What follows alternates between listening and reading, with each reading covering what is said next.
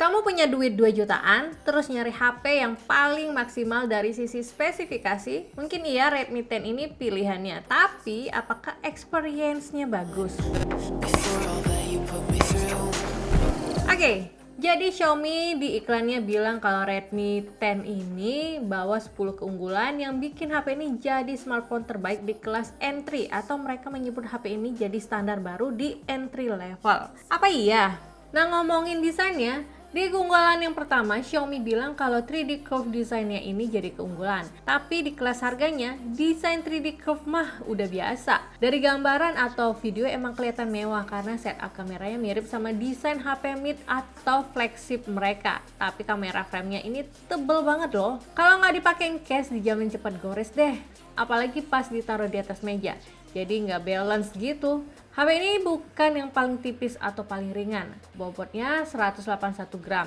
Bisa dibilang standar lah ya. Masih sama dengan Vivo Y21 yang punya berat 182 gram. Bahkan Vivo Y21 punya desain lebih tipis loh. Backbody-nya ini punya looks metal karena warnanya matte, tapi bahannya ini plastik, termasuk bagian sampingnya. Dan kalau tangan kalian gampang berkeringat, jejak jari udah pasti gampang banget nempel. Penempatan sidik jari di samping juga udah jadi standar emang. Dan akses pakai fingerprint juga nggak cepet-cepet amat. Keunggulan kedua yang dibanggain di Redmi 10 ini adalah dual speaker. Iya sih, dual speaker, maksudnya emang speakernya ada di bagian bawah dan bagian atas, tapi volumenya itu nggak balance, nggak bisa dibilang stereo. Suara dari bagian bawah memang kedengeran kenceng, tapi yang di atas suaranya kayak asal ada aja gitu. Jadi di bagian atasnya ada lubang untuk speaker deket infrared blaster dan audio jacknya, tapi volumenya jauh lebih kecil dibandingkan loudspeaker bawahnya. Dan karena ada lubang audio jack dan speaker di atas, hati-hati aja kemasukan air, karena HP ini juga nggak punya IP rating. Masih kalah sama Oppo A16 ya yang punya IPX4.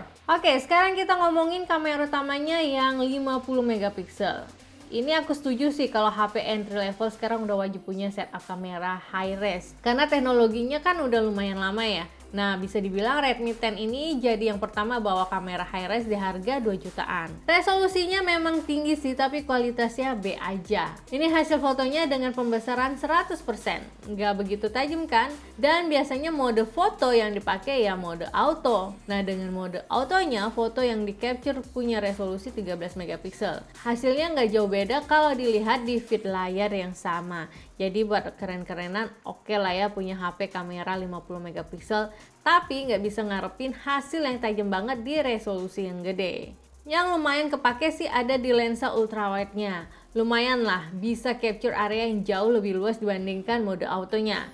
Resolusinya 8 megapiksel. Jadi kualitasnya memang kurang begitu detail. Selain ada ultrawide, ada juga 2 secondary lens untuk bokeh dan makro. Kamera selfie-nya 8 megapiksel. Hasil selfie beauty dan bokehnya lumayan detail dan gak buram. Gak ada komplain sih kalau urusan kamera.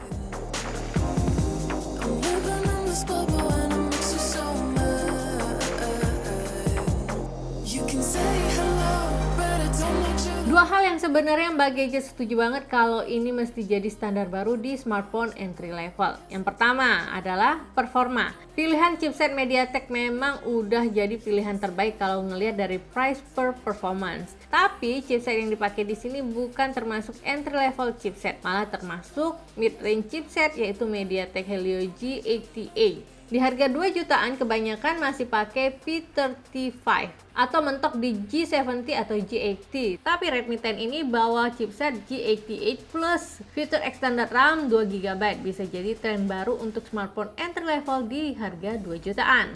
User experience-nya emang smooth, benchmark skornya lumayan tinggi, dan ada beberapa fitur yang ngebantu buat maksimalin performanya. Di MIUI 12 lumayan ada perbaikan lah, lebih smooth dan user friendly meski kadang lag pas buka newsfeed. Tapi yang jadi catatan adalah banyaknya bloatware apps yang udah terinstall langsung pas kita baru beli HP ini. Tapi untungnya bisa di uninstall ya. Buat main game, HP ini juga udah lumayan oke. Buat Mbak Gadget belum cobain main game 3D yang berat kayak Genshin Impact sih, tapi dipakai main game kompetitif kayak Mobile Legends gitu, HP ini smooth banget dan setting grafisnya bisa di set sampai ultra. Gaming experience udah oke banget untuk smartphone di kelas harga 2 jutaan.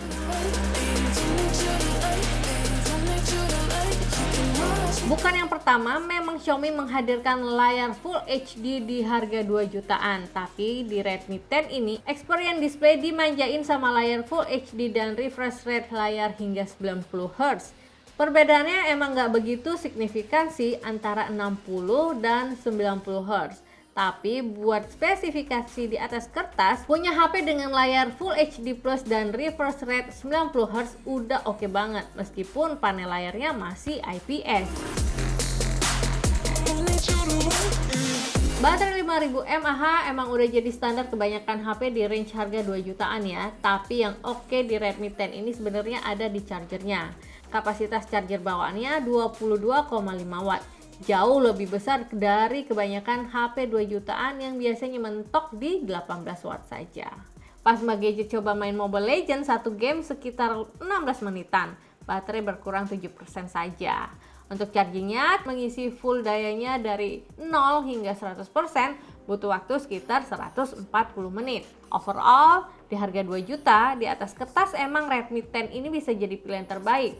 Beberapa fitur emang dipaksain ada, kayak dual speaker yang gak balance dan extended RAM yang gak penting-penting banget. Tapi yang jadi favorit adalah pemilihan chipset G88 tertinggi di kelasnya, layar Full HD 90Hz, kamera 50 megapiksel dan fast charger 22,5 watt. Nah, kalau menurut kalian gimana? Apakah Redmi 10 ini sepadan dengan harganya? Yuk tinggalkan komentar kalian di bawah. Nanti kita diskusi bareng mengenai smartphone ini. Kritik, saran, dan masukan untuk channel YouTube Gadget Empire juga masih Mbak Gadget tunggu di bawah ya. Akhir kata Mbak Gadget pamit undur diri dulu. Wassalamualaikum, sampai ketemu di video review berikutnya.